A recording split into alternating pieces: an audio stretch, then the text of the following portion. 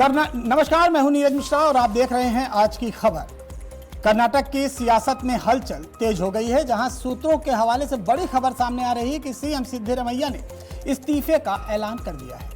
इसके पहले सिद्धरामैया ने अपने आवास पर पार्टी नेताओं की अहम ब्रेकफास्ट बैठक बुलाई। बैठक में शामिल होने के लिए उप मुख्यमंत्री डीके शिवकुमार सीएम हाउस पहुंचे। सिद्धरामैया और डीके शिवकुमार ने एक दूसरे को गले लगाया और इस दौरान उप मुख्यमंत्री डीके शिवकुमार ने मुख्यमंत्री सिद्धरामैया के पैर भी छुए।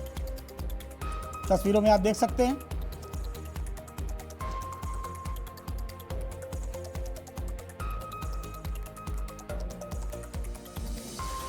कांग्रेस नेताओं की अहम बैठक, डीके शिवकुमार ने सिद्धरामैया के पैर छुए। ये तस्वीरें कर्नाटक से हैं। सिद्धरामैया ने इस्तीफे का ऐलान फिलहाल कर दिया है। कांग्रेस की ये एक बड़ी खबर कर्नाटक से। डीके शिवकुमार अब अगले सीएम होंगे, ये बात लगभग तय हो गई है। सिद्धरामैया ने इस्तीफे का ऐलान कर दिया है और नए सीएम डीके शिवकुमार, जो कि उप मुख्यमंत्री थे, अब मुख्यमंत्री बनने जा रहे हैं।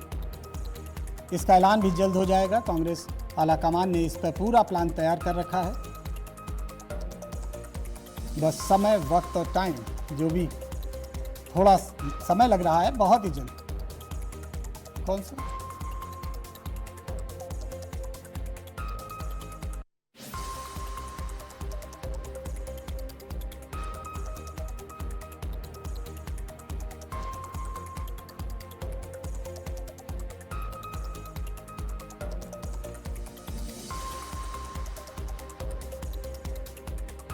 इस बड़ी खबर पर हमारे साथ हमारे वरिष्ठ सहयोगी प्रशांत शर्मा जुड़ गए हैं दिल्ली से। प्रशांत जी, बहुत बहुत स्वागत है आपका।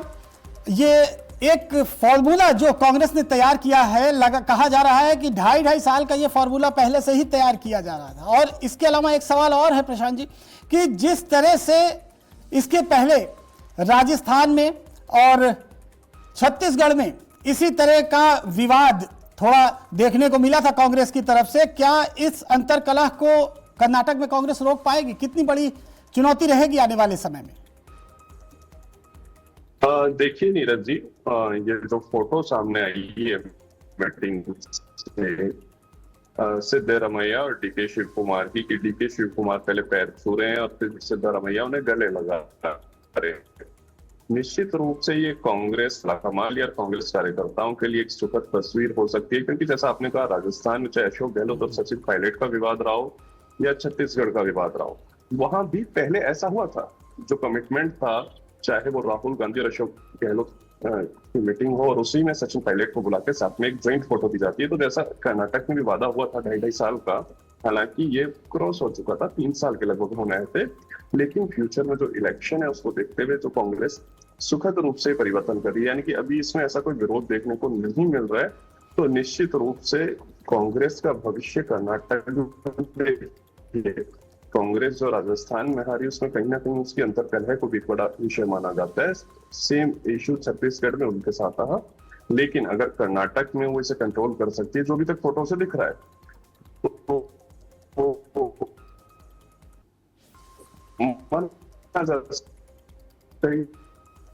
कर्नाटक में अन्य के हालात होंगे। हालांकि क्योंकि अभी उन्हें मंत्रिमंडल का भी रूप देना है, जिसमें जी परमेश्वर को भी संतुष्ट करना होगा। जी परमेश्वर जो होम मिनिस्टर है, वो भी कहीं ना कहीं सीएम का दर्जा खुद को समझ रहे थे। वहीं जो प्रियंक खड़गे हैं, मल्लिकार्जुन खड़गे के बेटे, उन्हें भी डिप्टी सीएम बनाए जाने की बात आ रही है। तो निश्चित रूप से कैसे क्षेत्रीय छत्रप जो कहे जाते हैं कांग्रेस में, उनको बैलेंस करते हुए डीके शिवकुमार कांग्रेस को एक करके, यानी सिद्धरामैया के बेटे को भी कहीं ना कहीं एडजस्ट किए जाने की जो बात है, उन सबको एक करके कांग्रेस संयुक्त रूप से आने वाले विधानसभा चुनाव में करेगी, ये देखने वाली बात है। एक बड़ा सवाल और प्रशांत उठता है कि क्या डीके शिवकुमार अपनी मर्जी से पद छोड़ रहे हैं या फिर हाईकमान का दबाव है कि उनको केंद्रीय राजनीति में भेजा जाए? देखिए नीरज, अपनी मर्जी से कोई पद नहीं छोड़ता है, और खासकर मुख्यमंत्री जैसा पद।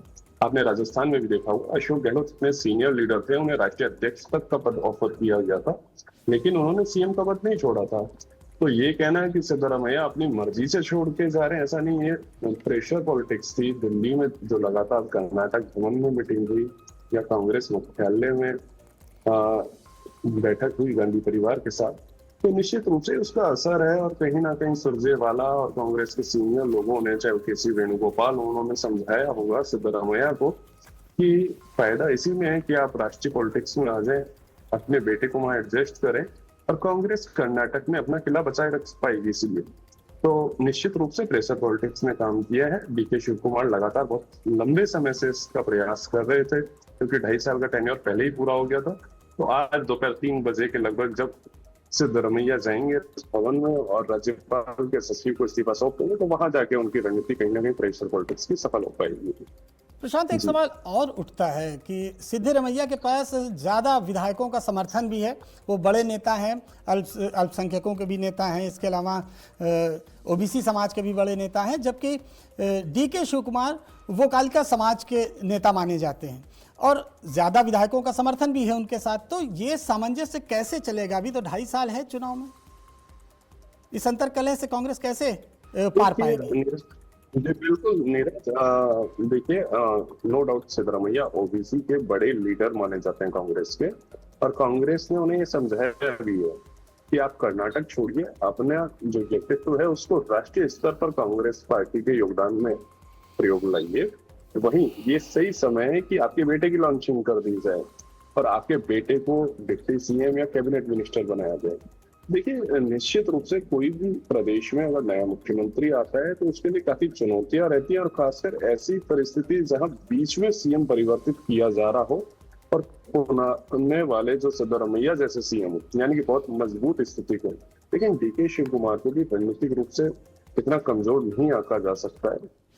कहीं ना कहीं मानते हैं कि प्रियंक खड़गे, मल्लिकार्जुन खड़गे के बेटे, सिद्धरामैया के बेटे हों, उनको और साथ में तीसरे जी परमेश्वर, इनको कहीं ना कहीं बैलेंस करके एक संयुक्त रूप से कांग्रेस को हो सकता है कि 2 साल में उस हालात में ले आए कि कर्नाटक में एकजुटता के साथ कांग्रेस चुनाव लड़ पाए। अगर ऐसा ही बिखराव चलता रहा कि हो सकता है आज प्रेशर पॉलिटिक्स में आके सिद्धरामैया इस्तीफा तो दे दें, लेकिन कहीं अंदर खाने वो सपोर्ट ना करें, तो निश्चित रूप से कांग्रेस के हालात यहाँ भी काफी खराब हो सकते हैं। प्रशांत, एक सवाल और है कि विपक्ष हमेशा डीके शिव कुमार के पुराने मामले या भ्रष्टाचार से जुड़े हुए जो तमाम मामले हैं वो उठाता रहा है। अब डीके शिव कुमार मुख्यमंत्री बन जाएंगे अगर, तब इन सवालों से कैसे बचेंगे, कैसे जवाब देंगे? वो तो सीधे विपक्ष के निशाने पर रहेंगे। भारतीय जनता पार्टी तो लगातार उन पर हमला करती रहती है, और अब एज ए मुख्यमंत्री कैसे सवालों का जवाब देंगे? जी देखिए, डीके शिव कुमार जब सरकार में नहीं आए थे उससे पहले से लगातार वो इन भ्रष्टाचार के मामलों में घिर चुके थे पुराने कार्यकाल को लेकर। उसके बाद भी लगातार ईडी की जांच और कई जांचें उनके खिलाफ लंबित हैं। तो निश्चित रूप से भाजपा हो या अन्य विपक्षी दल हो, उनके निशाने तो शुरू से रहे हैं, और मुख्यमंत्री के रूप में भी वो एक सॉफ्ट टारगेट हो सकते हैं। क्योंकि देखिए, ऐसा आप अगर पुराना उदाहरण देखें तो चाहे पंजाब के मिनिस्टर्स हों या दिल्ली के मुख्यमंत्री अरविंद केजरीवाल, वो सब टारगेट थे। और कहीं ना कहीं अगर मुख्यमंत्री ही भ्रष्टाचार के मामले में लिप्त हो जाता है और उसके खिलाफ कुछ जांचें स्थापित हो पाती है, तो ये उस पार्टी के लिए बहुत अच्छा संकेत नहीं है। क्योंकि दिल्ली में हमने देखा है आम आदमी पार्टी की सरकार जाने का बड़ा योगदान रहा। अगर केजरीवाल उस भ्रष्टाचार के मामले में ना सामने आए होते या उनके डिप्टी सीएम मनीष सिसोदिया, तो अगर ऐसा ही डीके शिव कुमार के साथ होता, निश्चित रूप से भाजपा ये प्रयास करेगी और सभी विपक्षी दल मिलकर प्रयास करेंगे कि उन मामलों को जोर शोर से उठाया जाए, जिससे कि कर्नाटक में कांग्रेस की स्थिति खराब की जा सके। जी, एक सवाल और उठता है कि जब भी कोई मुख्यमंत्री पद छोड़ता है तो निश्चित तौर पर आला कमान उसको समझाता है प्रशांत, और किस तरह से इनको मनाया गया, किस तरह से समझाया, और राहुल गांधी और कांग्रेस प्रदेश राष्ट्रीय अध्यक्ष मल्लिकार्जुन खड़गे ने किस तरह से इनको मनाया कि ये मुख्यमंत्री पद आसानी से छोड़ दें, कोई विवाद ना हो? तो किस तरह से, क्या बार्गेनिंग हुई? कोई ऐसी चीज सामने आ रही है कि कोई वादा किया गया हो? जी बिल्कुल, देखिए नीरज, वादा इन्हें उदाहरणों से समझाया गया, जैसा कि सूत्र बता रहे हैं कांग्रेस के, कि आप अपने बेटे को पॉलिटिकली लॉन्च, देखिए हर पिता का सपना होता है उनका बेटा सक्सेसफुल हो। तो एक अपना बेटे का मोह इन्हें दिखाया गया कि उन्हें बहुत अच्छा आप एडजस्ट अभी कर सकते हैं as a cabinet minister, deputy CM. आप खुद भी एक सम्मानजनक पद पे आ सकते हैं, राज्यसभा सांसद के साथ कांग्रेस की राष्ट्रीय राजनीति में सक्रिय हो सकते हैं। वहीं इन्हें कहीं ना कहीं दो उदाहरण समझाए गए कि अशोक गहलोत को भी ऑफर दिया गया था कि राष्ट्रीय अध्यक्ष बन जाए, उनके बेटे को वहां एडजस्ट कर दिया जाए। तो अब ना तो अशोक गहलोत संगठन कोई बड़े पद पे हैं और ना उनके बेटे कहीं एडजस्ट हो पाए। उन्हें समझाया गया है कि निश्चित रूप से आपको देखना होगा कि आपका ज्यादा फायदा कहाँ है और कांग्रेस पार्टी का फायदा कहाँ है। तो उन्हें संयुक्त रूप से समझाया। और नीतीश कुमार का उदाहरण दिया गया कि नीतीश कुमार जितना लंबा कार्यकाल सीएम में उन्होंने इंडिपेंडेंट अपनी पार्टी बना के बिहार में रखा है, बड़ा उदाहरण था। और किस प्रकार वो शांतिपूर्ण तरीके से अपना सीएम पोस्ट से छोड़ते हैं और दिल्ली आ जाते हैं राज्यसभा में, उनके बेटे को वहां पे हेल्थ मिनिस्टर बना दिया जाता है। तो कहीं ना कहीं उदाहरण निश्चित रूप से काम आए हैं कांग्रेस के लिए, समझाइश के लिए, और उसका असर आज देखने को मिल रहा है। मतलब कि दूसरी पीढ़ी को आगे बढ़ाने का वादा किया गया कि आपके बेटे को आगे बढ़ाया जाएगा। अब आप धीरे धीरे केंद्र की ओर, या कहा जाए कि कर्नाटक छोड़िए और दिल्ली की राजनीति करिए, इस वादे को किया गया। एक सवाल और है प्रशांत जी, कि जिस तरह से जब भी इस तरह की बातें होती हैं तो अपने कार्यकर्ताओं को कैसे समझा रहे हैं ये दोनों नेता, चाहे वो डीके शिव कुमार हों, चाहे वो सिद्धिरमैया हों, क्योंकि इनके समर्थक निश्चित तौर पर अलग अलग देखने को मिलते रहे हैं। तो ये अपने समर्थकों से क्या कह रहे हैं कि किस लिए, क्या इतनी बड़ी वजह रही कि पद छोड़ रहे हैं? देखिए, आम कार्यकर्ता सिर्फ उत्साहित युवा की तरह काम करता है। डीके शिव कुमार के कार्यकर्ताओं ने तो आज सुबह से मिठाई बांटना शुरू कर दिए, तो उन्हें तो कुछ समझाना नहीं है। 3 साल थे जब तक वो समझा रहे थे, तो आज तो वहां खुशी का माहौल है उनके खेमे में।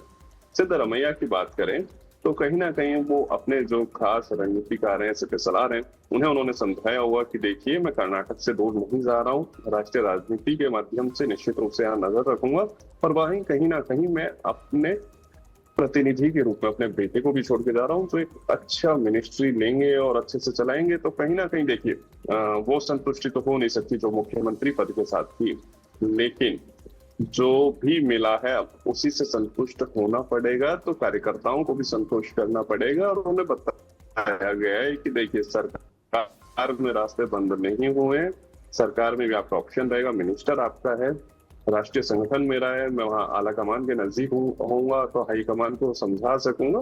तो कहीं ना कहीं ऐसे कुछ वादे या समझाइश करके कार्यकर्ताओं को समझाया जाएगा, यही उम्मीद करता हूँ। यानी कि अपने कार्यकर्ताओं को कुछ न कुछ बताया जाएगा कि पद छोड़ने के पीछे ये वजह रही। हालांकि मुख्य और ठोस वजह अभी भी निकल कर सामने नहीं आई कि आखिर ऐसा कौन सा पॉइंट था जिस वजह से मुख्यमंत्री का पद उन्हें छोड़ना पड़ रहा है। हमारे साथ जुड़ने के लिए बहुत बहुत शुक्रिया प्रशांत जी। तो